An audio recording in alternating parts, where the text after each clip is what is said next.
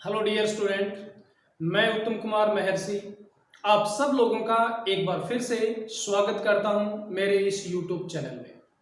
आज हम लोग पढ़ने जा रहे हैं पाठ नंबर 6, जिसका नाम है पादपों में जल अवशोषण। ध्यान रहे, ये पाठ नंबर 6 हमने शुरू किया है। इससे पहले हम 5 पाठ कंप्लीट कर चुके हैं। तो छठे पाठ का नाम है पादपों में जल अवशोषण। तो हमें यह पता होना चाहिए कि जो भी पादप हैं वो अपने जल के लिए, जल प्राप्ति के लिए मृदा पर निर्भर रहते हैं।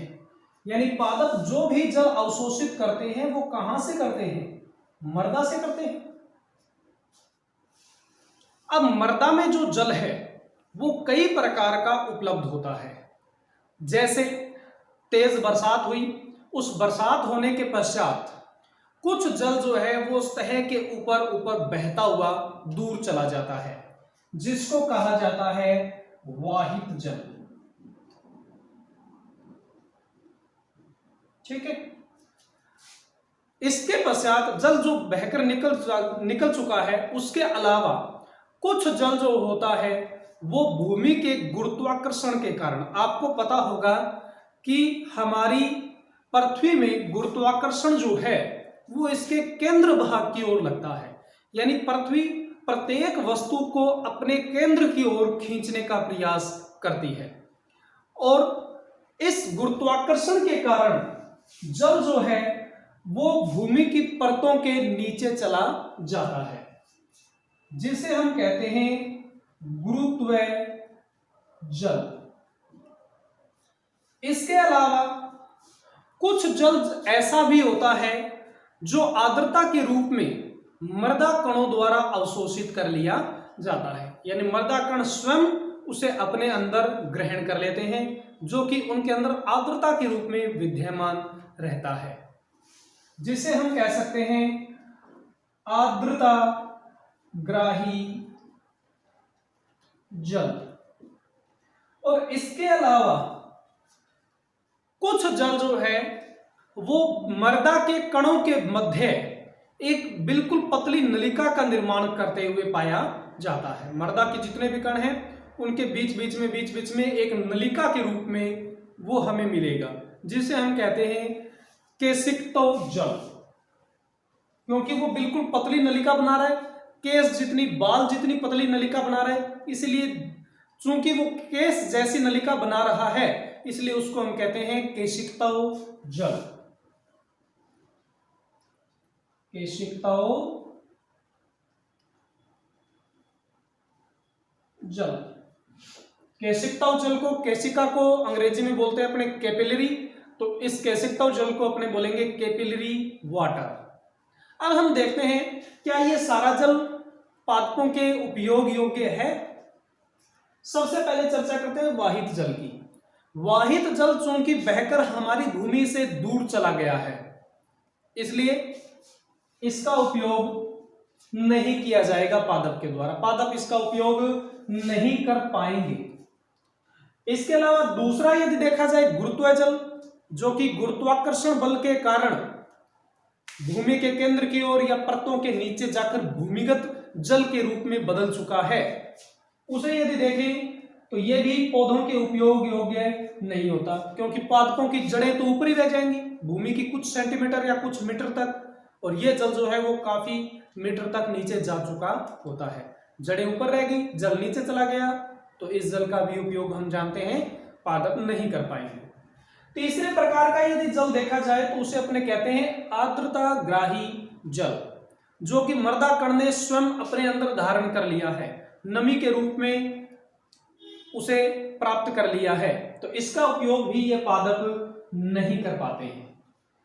शेष जो बचता है केशिक्तव जल, कैपिलरी वाटर, केवल यही जल ऐसा होता है जिसका उपयोग पादप कर पाते हैं। तो आप लोग ध्यान रखिए, सीधी सपाट बात है कि पादप जल हेतु मृदा पर निर्भर रहते हैं, परंतु मृदा में उपस्थित वो केशिक्तव प्रकार की जल का ही उपयोग कर पाते हैं। अर्थात ऐसा जल जो केशिकाओं के रूप में, केश नलियों के रूप में मृदा कणों के मध्य मौजूद है, उसी का वो उपयोग कर पाते हैं। ठीक है, तो पादप किस प्रकार के जल का उपयोग करेंगे? कैपिलरी वाटर का। अब देख लीजिए किस प्रकार से कैपिलरी वाटर बनेगा। ये मान लो मृदा कण है, इस प्रकार से इन्हें मान लिया अपन ने मृदा कण।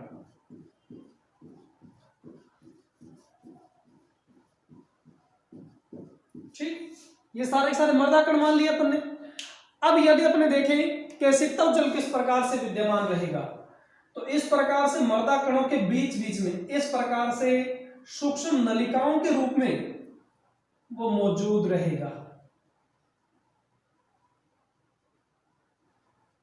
ठीक है, तो मृदा कणों के बीच में इस प्रकार से जो जल नलिकाओं के रूप में उपस्थित है, जो आपको नीली लाइनों के रूप में दिखाई दे रहा है जल, उसी जल को अपने बोलते हैं केशिकाओं जल। ध्यान से देख लीजिए, इसने मृदा कणों के बीच में पतली नलिका या केश नलियों का निर्माण कर लिया है, इसीलिए इस जल को अपने क्या बोलते हैं? केशिकाओं जल।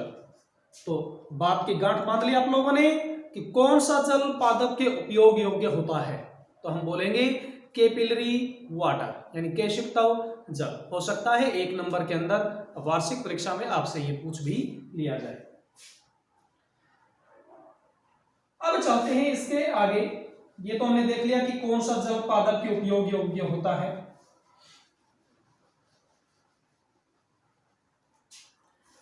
अब यदि आपसे पूछा जाए कि पादप का कौन सा भाग जल का अवशोषण करता है, तो सभी जानते हैं पादप जल अवशोषण जो करते हैं वो अपने मूल तंत्र के द्वारा करते हैं। लेकिन यदि हम मूल की स्ट्रक्चर को देखें, मूल की मार्फोलॉजी को अपने देखें, तो मूल की मार्फोलॉजी सभी जगह एक जैसी नहीं पाई जाती। इसलिए अपने को सबसे पहले समझना आवश्यक होगा मूल की स्ट्रक्चर, मूल की संरचना किस प्रकार से एक मूल पादप में पाई जाती है। ये मान लीजिए कोई प्लांट है, ये सतह होगी, ऊपरी ये प्लांट है, इसके नीचे अपने जड़ बनाने जा रहे हैं, मूल बनाने जा रहे हैं। हम यहां पर केवल एक मूल का उदाहरण लेंगे, पूरा पूरा मूल तंत्र नहीं बनाएंगे, एक छोटा सा हिस्सा हम लेकर देखेंगे। ठीक है, इस प्रकार से ये मान लो। ठीक है, ये जड़ें विद्यमान है,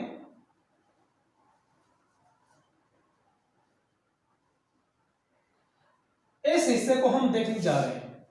तो यदि अपने देखें तो मूल के 2 प्रमुख पार्ट बनाए जा सकते हैं। मूल का यदि पार्ट देखा जाए, पूरी मूल की मार्फोलॉजी को देखा जाए, तो 2 प्रमुख भाग यहां पर अपने लिए बनते हैं। पहला प्रमुख भाग बनता है तरुण क्षेत्र, तरुण क्षेत्र, और दूसरा पार्ट इसमें बनता है परिपक्व क्षेत्र, परिपक्व क्षेत्र। तो मूल की संरचना में आपको बता दिया गया कि मूल को हम 2 प्रमुख पार्ट में डिवाइड कर सकते हैं इसकी संरचना के आधार पर। कौन कौन से? एक तो तरुण क्षेत्र, तरुण का मतलब होता है युवा, यानी नया क्षेत्र जो कि अभी अभी नया बना है, तरुण क्षेत्र। और दूसरा होता है परिपक्व क्षेत्र, जो काफी समय पहले बन चुका है, परिपक्व हो चुका है। इसमें देखते हैं कहां पर क्या क्या है। सबसे पहले मूल के शीर्ष पर एक टोपीनुमा संरचना मिलेगी आपको। ये मूल है, मान लीजिए हम मूल को थोड़ी मोटी बना देते हैं ताकि आप लोगों को बिल्कुल अच्छे से ये क्लियर हो जाए।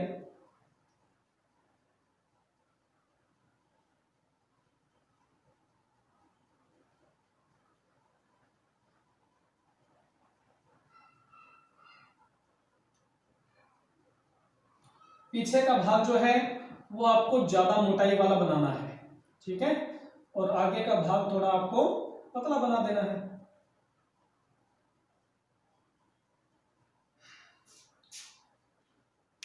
अब यहां पर यदि आप देखो,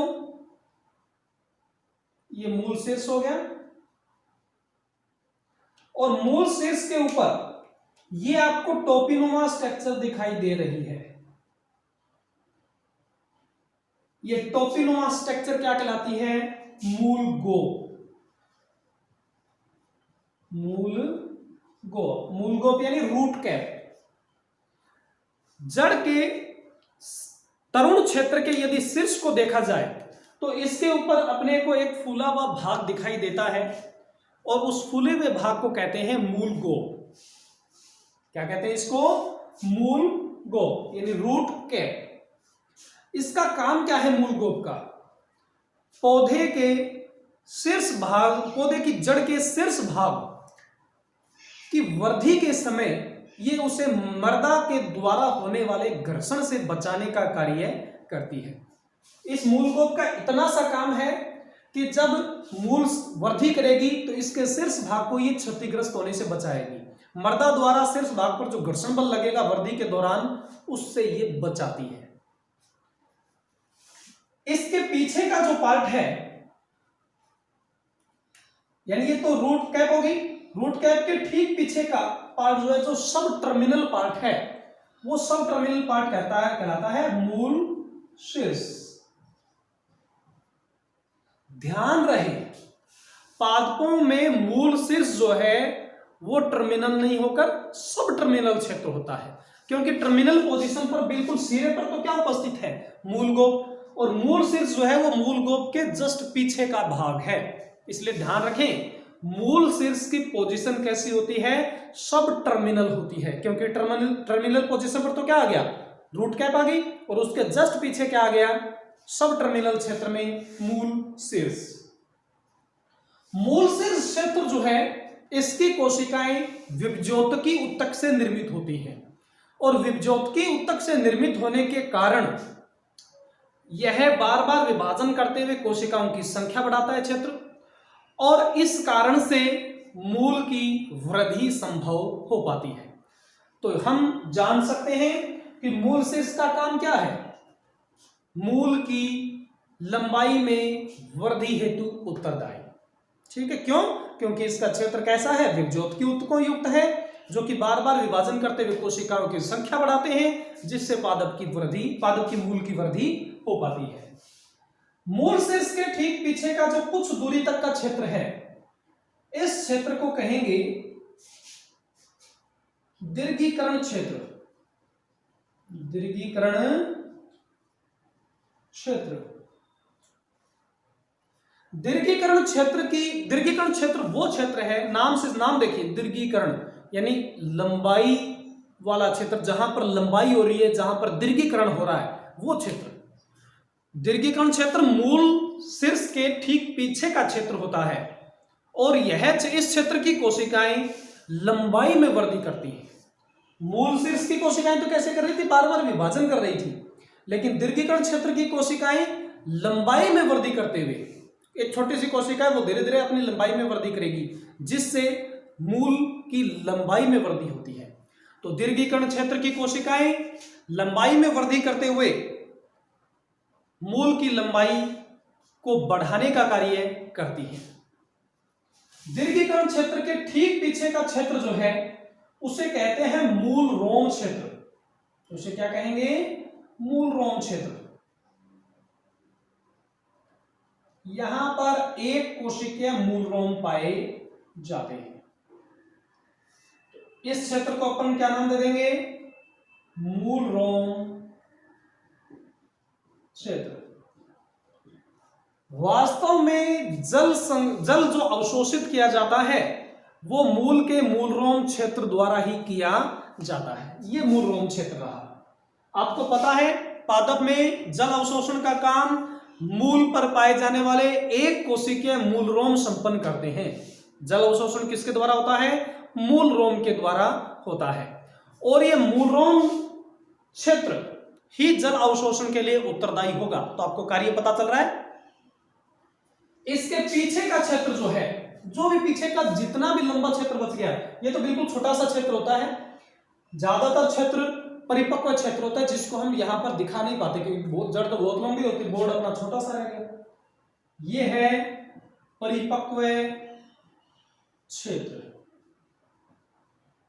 मूल रोम क्षेत्र के पीछे का भाग जो अब परिपक्व होकर काष्ठीय हो चुका है, काष्ठी भवन इसमें हो चुका है, और साथ में इसकी कोशिकाओं में सुबेरिन का जमाव भी हो चुका है, वो क्षेत्र क्या कहलाएगा? परिपक्वन क्षेत्र कहलाएगा। यानी परिपक्वन क्षेत्र की मूल जो है वो मोटाई में वृद्धि कर लेती है, परिपक्व हो जाती है, और साथ में इसकी कोशिकाओं में सुबेरिन का जमा हो जाता है। तो इस क्षेत्र का कार्य क्या रहेगा?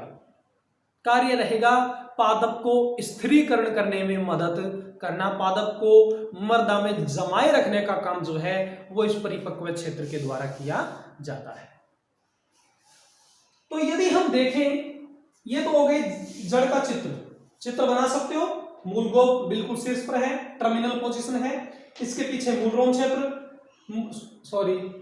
मूल गोप के ठीक पीछे मूल शीर्ष के ठीक पीछे दीर्घीकरण क्षेत्र के पीछे मूल रोम क्षेत्र, और मूल रोम क्षेत्र के पीछे का जितना भाग है वो हो जाएगा परिपक्व क्षेत्र। मिटा रहे हैं अपने इसे।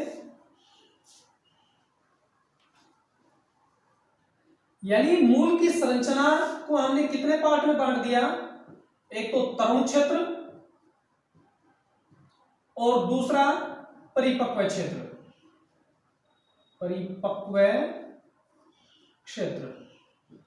तरुण क्षेत्र जो है उसको हमने फिर से 4 पार्ट में बांट दिया।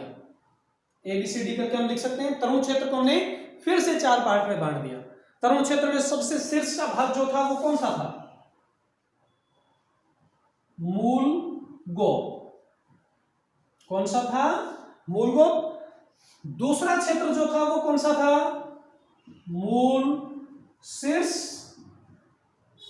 तीसरा क्षेत्र जो था वो कौन सा था? मूल शीर्ष के पीछे का दीर्घीकरण क्षेत्र। थोड़ा सा मिटा लेते हैं इसको। तीसरा क्षेत्र था जो था वो कौन सा था? दीर्घीकरण क्षेत्र। इसके पीछे का चौथा क्षेत्र जो था वो था मूल रोम क्षेत्र, और इसका दूसरा पार्ट जो बच गया वो कौन सा है? परिपक्व क्षेत्र। यानी ये चारों पार्ट जो आएंगे वो तरुण क्षेत्र में आएंगे, और दूसरा बच जाएगा वो कौन सा बच जाएगा? परिपक्व क्षेत्र। इसका मतलब कुल मिलाकर मूल की मार्फोलॉजी में अपने को 5 पार्ट दिखाई देते हैं। क्रमानुसार देखें, मूल गोप, फिर मूल शीर्ष, उसके पीछे दीर्घीकरण, उसके पीछे मूल रोम क्षेत्र, और सबसे पीछे यानी तने की तरफ, सबसे पीछे का मतलब तने की तरफ परिपक्व क्षेत्र पाया जाता है। मूल गोप जो है इसका कार्य क्या है? मूल शीर्ष को घर्षण से बचाना। मूल शीर्ष को घर्षण से बचाना। मूल शीर्ष का क्या काम है? मूल शीर्ष आपको पता है विभज्योत क्षेत्र है, बार बार विभाजन करते हुए मूल की लंबाई बढ़ाना। बार बार विभाजनों द्वारा लंबाई में वृद्धि करना।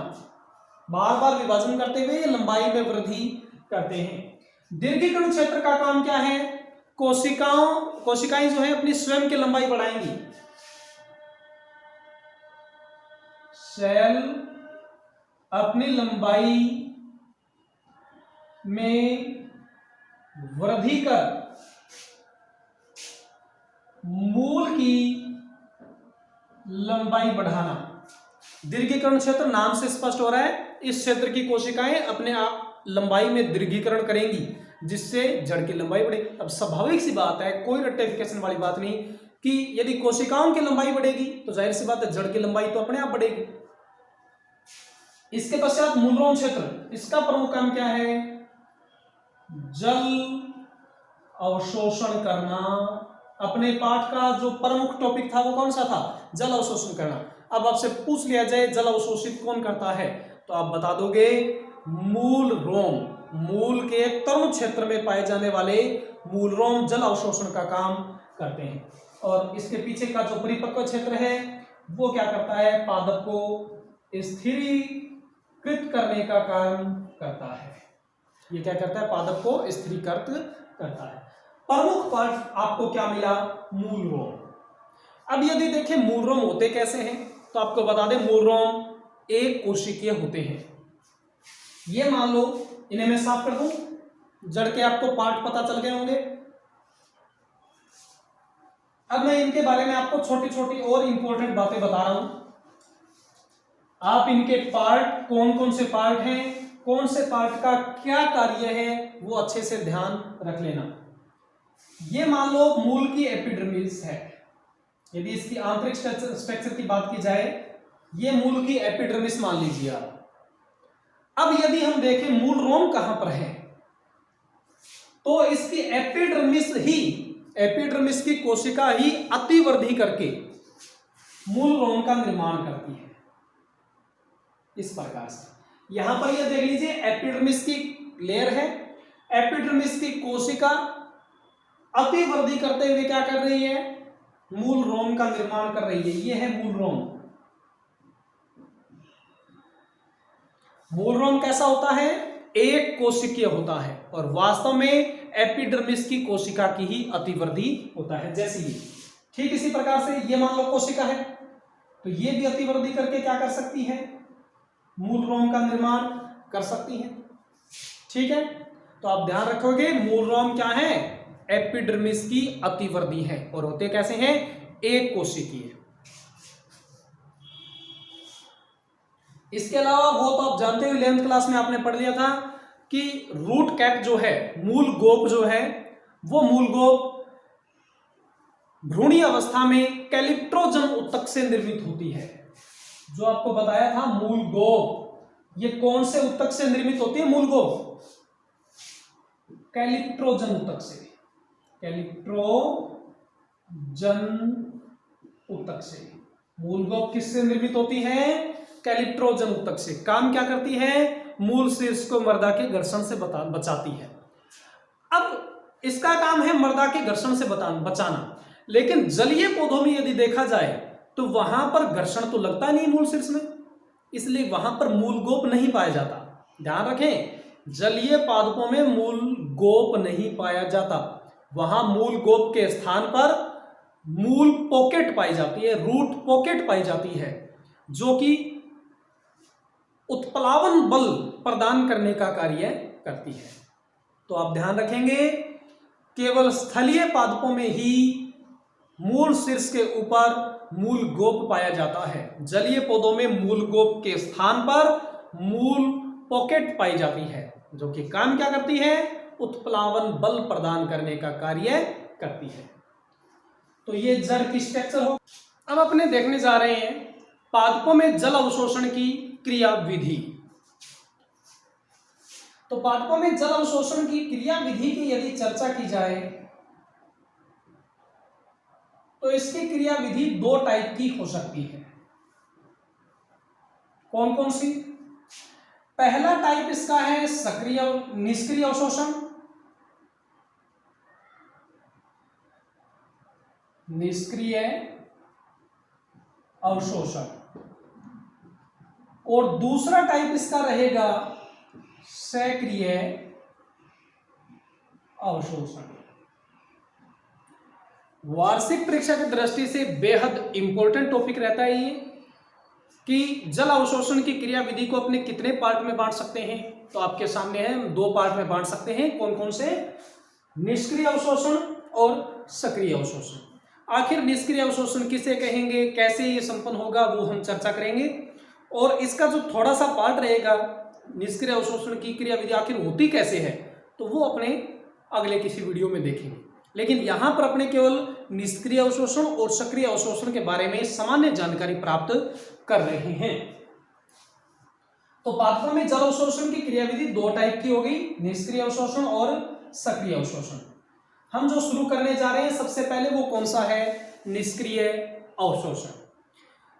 इस अवशोषण में जल के अवशोषण हेतु आवश्यक बलों की उत्पत्ति या जो कारक अवशोषण हेतु चाहिएंगे उनकी उत्पत्ति पादप के वायवीय भागों में होती है। आवश्यक बल की उत्पत्ति वायवीय भागों में। सबसे पहली बात, मोस्ट इंपॉर्टेंट बात, यानी निष्क्रिय अवशोषण आते ही सबसे पहले आपके दिमाग में क्या आना चाहिए कि इसको अवशोषित करने के लिए, जल को अवशोषित करने के लिए आवश्यक कारकों या बलों की उत्पत्ति किस पार्ट में होगी पादप के? वायवीय भागों में। और वायवीय भागों में का मतलब है पत्तियों में। तो जल अवशोषण के लिए जो कारक या जिस बल की उत्पत्ति होगी वो बल कहां पर उत्पन्न होगा, वो कारक कहां पर उत्पन्न होगा? पादप के वायवीय भागों जैसे कि पत्तियों में उत्पन्न होगा। दूसरी खास बात, एटीपी ऊर्जा का उपयोग नहीं होता। चूंकि निष्क्रिय अवशोषण इसलिए कहा ही इसलिए जाता है कि इसमें किसी प्रकार की ऊर्जा का उपयोग नहीं होता। एटीपी का उपयोग जल अवशोषण हेतु नहीं किया जाएगा, चूंकि यहां पर एटीपी यानी ऊर्जा का उपयोग ही नहीं हो रहा है, इसलिए इस अवशोषण को अपने क्या बोलते हैं? निष्क्रिय अवशोषण। तीसरी प्रमुख बात, किसी भी अंग की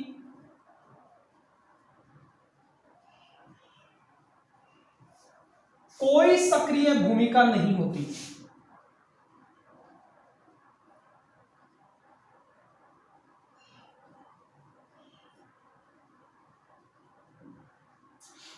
यानी निष्क्रिय अवशोषण क्या कहता है कि इस अवशोषण के लिए किसी पादप के कोई भी भाग का जीवित होना आवश्यक नहीं। हालांकि पादप जीवित होते हैं हमें पता भी है, लेकिन निष्क्रिय अवशोषण क्या कहता है कि जल अवशोषण के लिए पादप का जीवित होना कोई अनिवार्य नहीं है, अर्थात कोई अंग जो है वो सक्रिय भूमिका नहीं अपनाता। तो निष्क्रिय अवशोषण आते ही तीन बातें कंफर्म आपके दिमाग में आनी चाहिए। कौन कौन सी? पहली, जल अवशोषण के लिए आवश्यक बलों की उत्पत्ति पादप के कौन से भागों में होगी? वायवीय भागों में होगी। दूसरा, एटीपी ऊर्जा का उपयोग नहीं होता। तीसरा, किसी अंग की कोई सक्रिय भूमिका नहीं होती, अर्थात किसी अंग का जीवित होना आवश्यक नहीं है।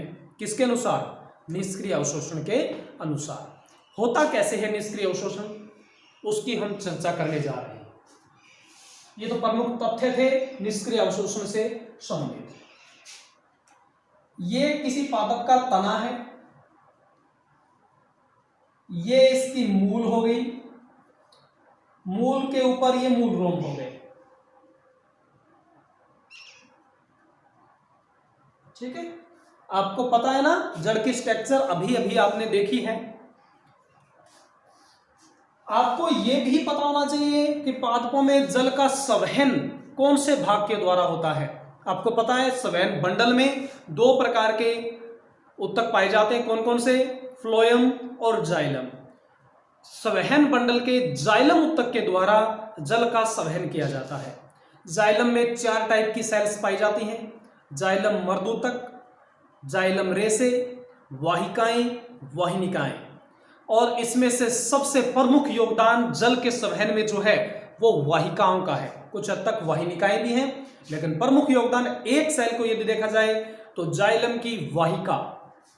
हम यहां पर तने के अंदर वाहिकाओं को दिखा रहे हैं। इसी प्रकार से ये वाहिकाएं कहां पर होंगी? जड़ों के जाइलम में भी होंगी। और कहां तक होंगी? जड़ों के जाइलम तक होंगी। और जड़ों के जाइलम से लेकर मूल रोम तक कौन कौन से सेल्स, कौन कौन से उत्तक पाए जाते हैं, वो आप नेक्स्ट वीडियो में जब हम रसारोहण पढ़ेंगे तब आप कंप्लीट स्ट्रक्चर देखोगे कि मूल रोम से किस कोशिका में जाएगा, उससे फिर किस कोशिका में, फिर जड़ के जाइलम तक कैसे पहुंचता है। यहां पर हमारा मुख्य योगदान, मुख्य उद्देश्य है जड़ के जाइलम तक पहुंचना। रसारोहण में हम इसकी डिटेल करेंगे, क्योंकि वास्तव में जो अवशोषण होता है पादपों में वो निष्क्रिय जल अवशोषण ही होता है, जिसकी हम आगे रसारोहण के माध्यम से दोबारा से फिर से चर्चा करेंगे। यहां पर केवल निष्क्रिय अवशोषण की क्रिया विधि समझ लीजिए किस प्रकार से होती है। इसके बाद में ये पार्ट कहां पर चला जाएगा, शाखाओं में चला जाएगा। शाखाओं में भी तो वाहिकाएं वगैरह होंगी, जाइलम होगा, और ये जाइलम पत्तियों तक पहुंच जाएगा, पत्तियों की शिराओं तक पहुंच जाएगा। आपने 11वीं क्लास में किया नहीं, लेकिन करना चाहिए था। पत्तियों की अनुप्रस्थ काट काट कर अध्ययन करना होता है, हालांकि कोई स्कूल वाले करवाते नहीं है।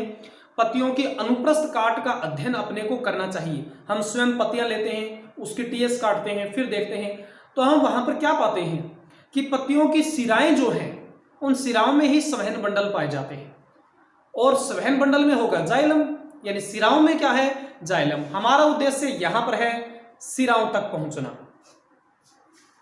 ये आगे हमने क्या बना दी, एक पत्ती बना दी, और पत्ती की ये शिरा है। यहां पर ये स्टोमेटा बना दिया, ढंग से बना लेते थोड़ा सा, ठीक है। पत्तियों में पाए जाते हैं स्टोमेटा। अब क्या होगा, सर्वप्रथम वाष्पोत्सर्जन की क्रिया होगी, और वाष्पोत्सर्जन के द्वारा मैं यहां से थोड़ा सा साफ कर सकता हूं, नाम ही साफ कर रहा हूं, निष्क्रिय अवशोषण। सबसे पहले क्या होगा, वाष्पोत्सर्जन होगा,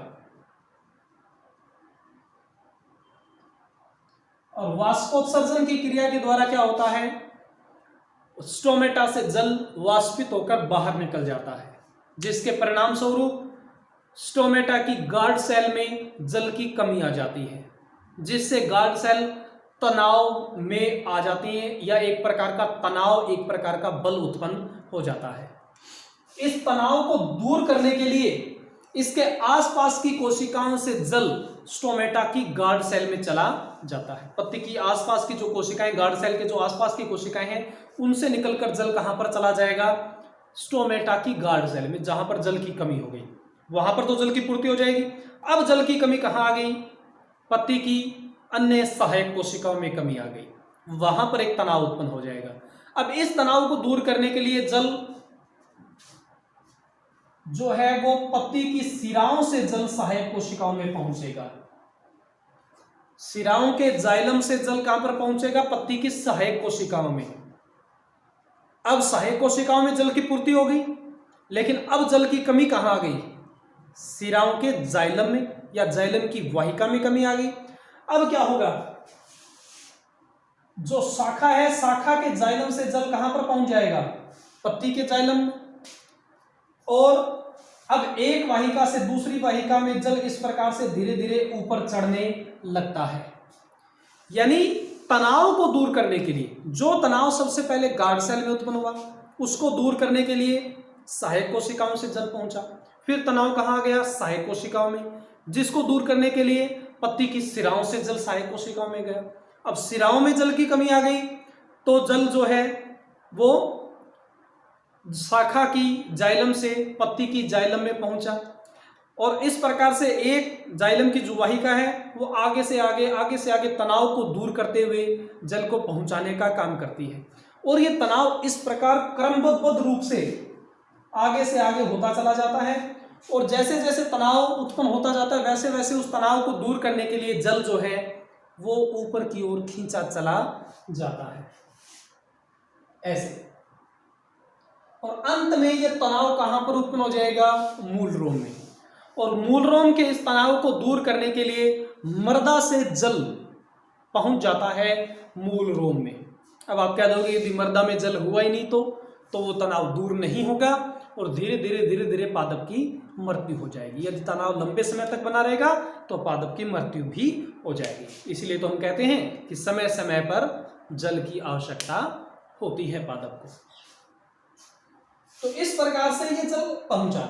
इस प्रक्रिया को एक शॉर्ट में कैसे प्रस्तुत किया जाए आप लोगों के सामने, तो निष्क्रिय अवशोषण पढ़ रहे हैं। सर्वप्रथम पादप के वायवीय भागों में वाष्पोत्सर्जन के कारण, वायवीय भाग यानी पत्ती का स्टोमेटा, सर्वप्रथम पादप के वायवीय भागों में वाष्पोत्सर्जन के कारण एक तनाव या बल की उत्पत्ति होती है। यह तनाव अब धीरे धीरे बढ़ते हुए पहले शाखा में, शाखा से फिर तने के जाइलम में, और तने के जाइलम से फिर मूल के जाइलम में, और मूल के जाइलम से यह तनाव मूल रोम तक पहुंच जाता है। और इस तनाव को दूर करने के लिए मर्दा से जल मूल रोम में, और मूल रोम से क्रम से मूल, फिर तने, और तने से शाखा, शाखा से फिर पत्ती के जाइलम तक पहुंच जाता है। यानी वाष्पोत्सर्जन के कारण सबसे पहले तनाव कहां पर उत्पन्न हुआ? पादप के वायव्य भागों यानी पत्ती में। फिर यह तनाव धीरे धीरे बढ़ते हुए कहां तक पहुंच गए? क्रम से शाखा, शाखा से तना, तने से मूल, मूल से मूल रोम। और इस तनाव को दूर करने के लिए जल जो है वो मर्दा से मूल रोम में आता है, और मूल रोम से फिर क्रम से मूल, तना, शाखा और फिर पत्ती के जाइलम तक पहुंच जाता है। तो इस प्रकार यहां हमने देखा कि जल को अवशोषित करने के लिए सर्वप्रथम जो बल की उत्पत्ति हुई वो कहां पर हुई? पादप के वायवीय भागों में। कहा था हमने पहले, निष्क्रिय अवशोषण में जल को अवशोषित करने के लिए आवश्यक बलों की उत्पत्ति कहां पर होती है? पादप के वायवीय भागों में। दूसरा, यहां पर किसी प्रकार की कोई ऊर्जा का उपयोग नहीं हुआ, सीधा वाष्पोत्सर्जन हुआ जिससे तनाव हुआ, और उस तनाव के कारण ही जल एक स्तंभ के रूप में ऊपर बढ़ता चला गया। तीसरा, यहां पर यदि कोई कोशिका मृत होती है, जैसे आप लोग जानते हो कि जाइलम की वाहिकाएं मृत होती हैं, और देखिए मृत कोशिकाओं से ही जल कहां जा रहा है? ऊपर। यानी यह सिद्धांत कहता है भी कोशिकाओं का जीवित होना कोई जरूरी नहीं, जल ऊपर चढ़ेगा तो चढ़ेगा। और आप लोग देख भी सकते हो कि वाहिकाएं जो मृत होती हैं, जिनमें जीवद्रव्य नहीं पाया जाता, वो ही क्या कर रही हैं? जल को ऊपर तक पहुंचाने का काम कर रही हैं। दूसरे प्रकार का जल अवशोषण यदि देखा जाए, यदि मैं कहूं कि पादपों में लगभग 96% 96 से लेकर 98% तक निष्क्रिय अवशोषण होता है, तो गलत नहीं है। ध्यान रखें, पादपों में मुख्यतः जल अवशोषण कौन सा होता है? निष्क्रिय जल अवशोषण होता है, जो कि आपने संक्षिप्त रूप में यहां पर समझा। इसकी डिटेल आप लोग पढ़ोगे रसारोहण में, और वहां पर कुछ सिद्धांत भी आएंगे जो इस रसारोहण को समझाएंगे। वास्तव में जो मूल रोम से ऊपर की ओर जो जल बढ़ रहा है उसी को ही तो कहते हैं रस का आरोहण, जो कि हम बाद में पढ़ेंगे, कुछ सिद्धांत भी देखेंगे। तो पादपों में मुख्य रूप से जो जल का अवशोषण होता है वो निष्क्रिय जल अवशोषण होता है। और कितने प्रतिशत? लगभग 96 से 98% तक जो जल अवशोषण होता है, जो लंबे लंबे पादप, जो कि 300 फुट ऊंचे पादप हैं, उनमें जल अवशोषण किस विधि से होता है? रसारोहण से तो होता ही है, लेकिन अवशोषण की क्रिया विधि कौन सी है? निष्क्रिय। दूसरे प्रकार का जो अवशोषण है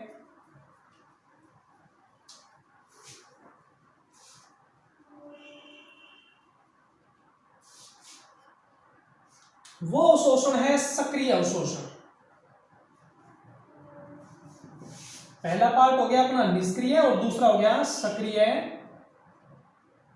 अवशोषण।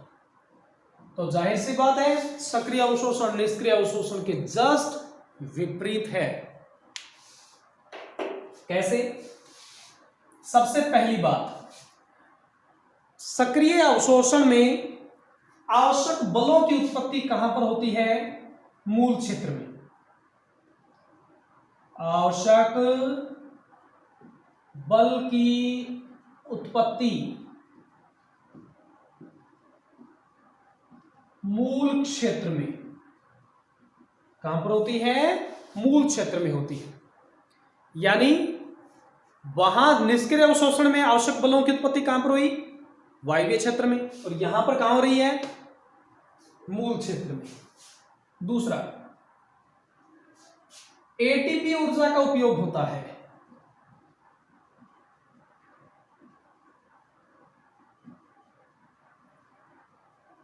सक्रिय अवशोषण है, और सक्रिय हम कहते हैं क्यों है?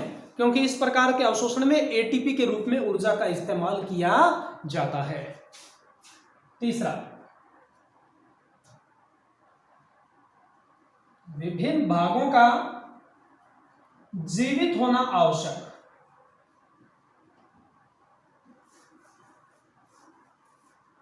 यानी सक्रिय अवशोषण उन्हीं क्षेत्रों के द्वारा, उन्हीं भागों के द्वारा किया जाता है जो कि जीवित होते हैं।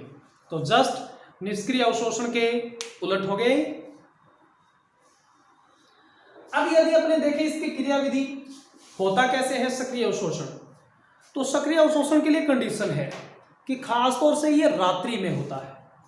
खासतौर से कहां होता है, कुछ खास बातें और भी हैं, रात्रि में वह जल की अधिकता में।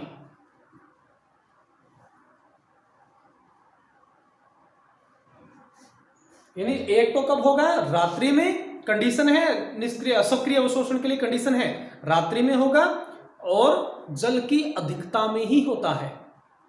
जबकि सक्रिय अवशोषण, निष्क्रिय अवशोषण जो वो दिन में होगा, क्योंकि वाष्पोत्सर्जन कब होगा, दिन में। तो निष्क्रिय अवशोषण दिन में होता है और उसके लिए चाहे जल ज्यादा हो कम हो कोई फर्क नहीं पड़ता। यदि जल बहुत कम है तो भी वो निष्क्रिय अवशोषण हो जाएगा। लेकिन सक्रिय अवशोषण केवल जल की अधिकता में ही संपन्न होता है और रात्रि में संपन्न होता है। ये कोई तना है और खासतौर से ये छोटे पादपों में संपन्न होता है, ये ध्यान रखें। छोटे पादप में सक्रिय अवशोषण छोटे पादपों में ही, जो कुछ सेंटीमीटर या कुछ मीटर के होते हैं उनमें ही संपन्न होता है। जबकि निष्क्रिय अवशोषण चाहे कितना भी लंबा हो कितना भी छोटा हो, सभी में निष्क्रिय अवशोषण संपन्न हो सकता है। ठीक है,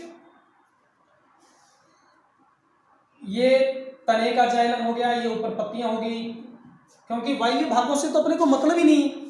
यहां पर निष्क्रिय अवशोषण, सक्रिय अवशोषण के लिए कौन से भाग महत्वपूर्ण है, भूमिगत भाग, क्योंकि आवश्यक बलों की उत्पत्ति मूल क्षेत्र में हो रही है, इसलिए वायवीय भागों से कोई मतलब नहीं ज्यादा अपने को। ये देखते हैं, ये है इसका मूल, ये मूल मान लिया अपन ने। ठीक है,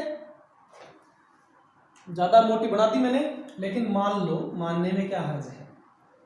और ये अंदर लाल क्षेत्र जो दिखा रहा हूं लाल रंग के अंदर, ये इस मूल का जाइलम है। लाल रंग में क्या है, मूल का जाइलम। ये है मूल रोम, ये मैंने क्या बना दिया, मूल रोम, और ये बना दिया आसपास में मृदा। नाम लिख देता हूं, आपको याद नहीं रहेंगे। ये क्या है, मूल रोम, और ये है मूल का जाइलम। रात्रि के समय जब जल की अधिकता होती है, रात्रि के समय जब जल की अधिकता होती है, तब मृदा से जल प्रासरण की क्रिया के द्वारा मूल रोम में चला जाता है।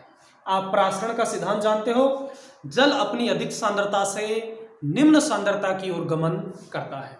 जल की सांद्रता कहां ज्यादा है, मृदा में, इसलिए अंदर भी जल वैसे कोई ज्यादा कम नहीं है, लेकिन मृदा में उससे ज्यादा है। तो मृदा से जल कहां पर आ गया, मूल रोम में, और फिर प्रासरण की क्रिया के अनुसार ही अब मूल रोम में जल की सांद्रता ज्यादा होगी, तो मूल रोम से कहां चला जाएगा, ये मूल के जाइलम में प्रासरण के द्वारा प्रवेश करेगा।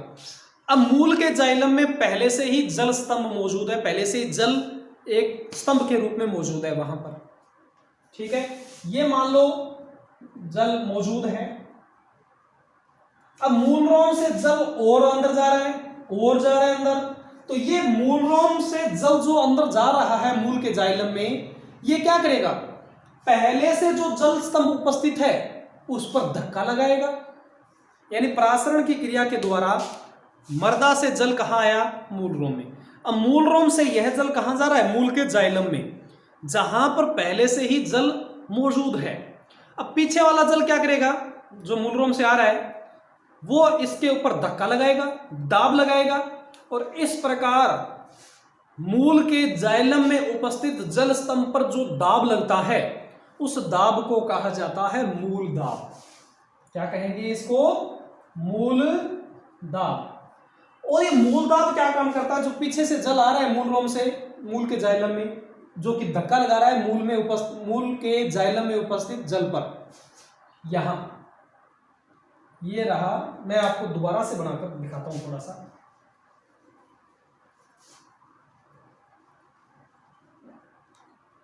ये जल उपस्थित है कहां पर? मूल के जाइलम में, जो पहले से मौजूद है, प्राशन की क्रिया से पहले से मौजूद है। ठीक है, क्योंकि जल की अधिकता है तो जल तो मौजूद होगा ही पहले से, ऐसा तो है नहीं तनाव उत्पन्न हुआ है। ये जड़ के जाइलम में उपस्थित जल स्तंभ है, ध्यान रखें। अब जल कहां से आ रहा है? मूल रोम से आ रहा है। कहां से आ रहा है जल? मूल रोम से। और वो क्या कर रहा है? ये जब आने वाला जल मूल रोम से, जो जल प्राशन की क्रिया के द्वारा आ रहा है, ये क्या कर रहा है? मूल के जाइलम में जो जल है उस पर ऊपर की ओर धक्का लगा रहा है। इसलिए ये जल जो है, ये जल स्तंभ जो है वो कुछ ऊपर की ओर चला जाएगा। जो पीछे से लगने वाला धक्का है, और ये धक्का क्या कहलाता है? मूल दाब कहलाता है। क्या कहलाता है? मूल दाब कहलाता है। और पीछे से लगने वाले इस मूल दाब के कारण ही जल धीरे धीरे ऊपर चढ़ता चला जाता है। चूंकि यहां पर धक्का लग रहा है और धक्का लगने में कुछ कार्य करना पड़ेगा, और कार्य में आपको पता है ऊर्जा व्यर्थ होती है। तो इस मूल दाब में जो जल को ऊपर की ओर धकेलने का प्रयास कर रहा है, इस प्रयास में एटीपी के रूप में ऊर्जा खर्च होती है। और यह मूल दाब हमें केवल जीवित कोशिकाओं में ही देखने को मिलता है। ध्यान रखें, आपको पता है प्रासरण की क्रिया केवल किसमें होती है? जीवित कोशिकाओं में ही होती है। तो ध्यान रखें, मूल दाब जो केवल किस कोशिका में लगेगा? जीवित कोशिकाओं में ही लगेगा। और मूल दाब के द्वारा जल का ऊपर चढ़ना जो है, अब ये ऐसा तो है नहीं, इतना ज्यादा दाब तो उत्पन्न होता नहीं है यहाँ पर कि 100 फुट ऊंचे पौधे में पानी चढ़ा दे ऊपर की ओर। वो तो निष्क्रिय अवशोषण के द्वारा ही संभव है। ये केवल छोटे पादपों में, जैसे कि घास, उनमें ही पाया जाता है। आपने एक क्रिया पढ़ी होगी बिंदु स्त्राव, 7वें पाठ में आप पढ़ोगे बिंदु स्त्राव, जिसमें जल पत्ती के शीर्ष पर पाए जाने वाले जल रंध्र के द्वारा बूंद के रूप में बाहर निकल जाता है। बिंदु स्त्राव, गेटुलेशन। तो उस गेटुलेशन की क्रिया जो है वो इस मूल दाब के कारण ही संपन्न होती है। तो गेटुलेशन में भी एनर्जी व्यर्थ होगी।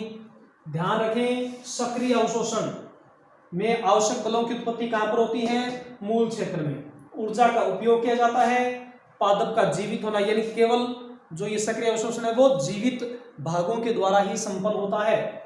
रात्रि व जल की अधिकता, रात्रि में होगा और जल की अधिकता में ही संपन्न होगा। अब यहां पर जल की अधिकता नहीं होती तो क्या ये जल आकर पीछे से धक्का लगाता? नहीं। इसलिए ध्यान रखें, जल की अधिकता में ही यह संपन्न होता है और केवल छोटे पादपों में ही संपन्न होता है। आप मान सकते हो कि जल अवशोषण में इस सक्रिय अवशोषण का योगदान जो है वो मात्र 2 से 4% ही है, बहुत कम योगदान है। ज्यादातर जो जल अवशोषण होता है वो कौन सा होता है? निष्क्रिय अवशोषण। इसके बाद आगे इस पाठ में क्या है वो हम पढ़ेंगे नेक्स्ट वीडियो में। आज के लिए इतना ही। आप लोगों का बहुत बहुत धन्यवाद।